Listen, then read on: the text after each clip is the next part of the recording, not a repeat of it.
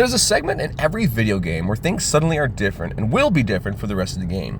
It could be as simple as, now I have a hook shot and I can get over there, or finally I can double jump. Some more subtle than others, some are game mechanics. But in Earthbound, the first glimpse of just how obscure its world is comes from the third boss fight. Before this moment, you had to fight neighborhood animals and people. Normal things that you would expect to find in a neighborhood, But then, almost just like from around a familiar corner, there's an 8-foot-tall, psychic-wielding powerhouse ready to kill you with little effort. We all know who I'm talking about.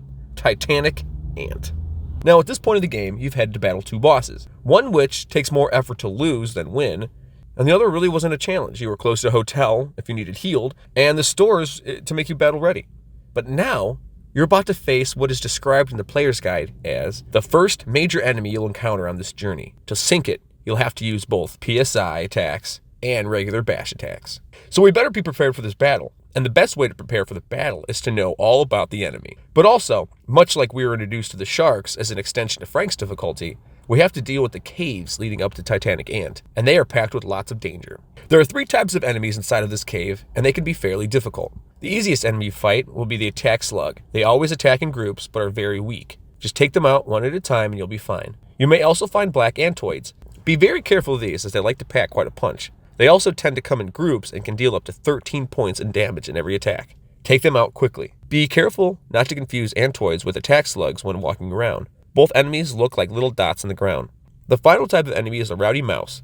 This enemy has a tendency to smash, often for 13 damage, so be extremely careful. If you find yourself about to run into a group of difficult enemies that you die battling, there's an easy way to change that. Simply walk back and forth through the door you came from to reset the room you're entering. Repeat this until an easier set of enemies appear. Sometimes they just disappear entirely and you can walk through the room unharmed. This is especially useful in tight situations when you have low HP and hamburgers, so use this to your advantage. Now let's talk level. Like previous episodes, I'm going to give you advice based on the bare minimum. I could suggest level 20 to annihilate your enemies, but overgrinding can oftentimes lead to poor gameplay fatigue. With that in mind, I would suggest level 8 or 9 to be a good level. It will still give you a bit of a challenge, but not so much that you will deter you from continuing on. At level 8 or 9, you'll have some good attack and defense power, but you'll also have Rock and Alpha, and that'll be your best friend, as long as you're still able to use it. To get to level 8 or 9, or more, it's up to you, I would suggest the following. Make your way through the entire first portion of the cave. Walk from the right to the left until you reach the rope ladder. Avoid any, if all, enemies if you can. Also, skip the interior cave parts. We'll come back to those later. There's items inside, but we won't need those for the boss fight, and honestly, it's kind of out of your way. Take the ladder and continue to the second rope ladder on the far right, again avoiding enemies and skipping that cave.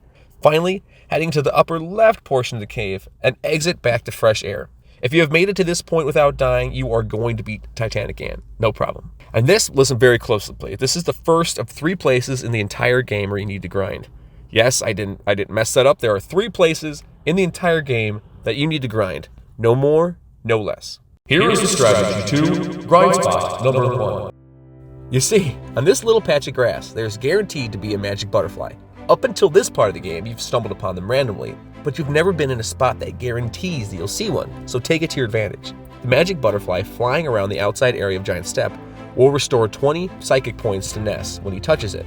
Since it's guaranteed to spawn in this location, entering the cave and exiting back outside, you'll always find one that reappears. Make use of Ness's heal power, and then restoring his psychic points with his butterfly outside, returning inside, finding enemies, back outside, refill his psychic points, and continue.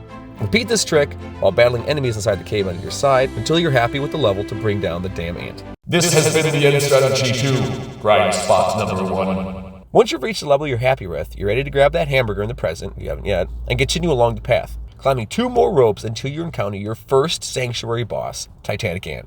Titanic Ant, known as Giant Ant in Japan, is a guardian of your first sanctuary location, the Giant Step. It resembles a black antoid and was probably altered by the power of the Giant Step, and is accompanied in battle by 2 black antoids. He stands, to what I imagine, 8 feet tall, beaming antennas and razor-sharp claws. He sports a whopping 235 hit points, and plenty of psychic points to deal his specials, which is Shield Alpha and Defense Down Alpha. He has no vulnerability to fire freeze, but this is most likely because it's impossible to have Paula at this point, so incidentally, you can't use those attacks. It is not unlikely for the Titanic Ant to get a smash with its more powerful attack, and can destroy nests with one hit. HP scrolling and hamburgers are your friend in this fight. Immediately start off this battle with Rock and Alpha until you no longer have psychic points. Titanic Ant will use PSI Magnet to steal your psychic points, so you want to use that ability as much as possible.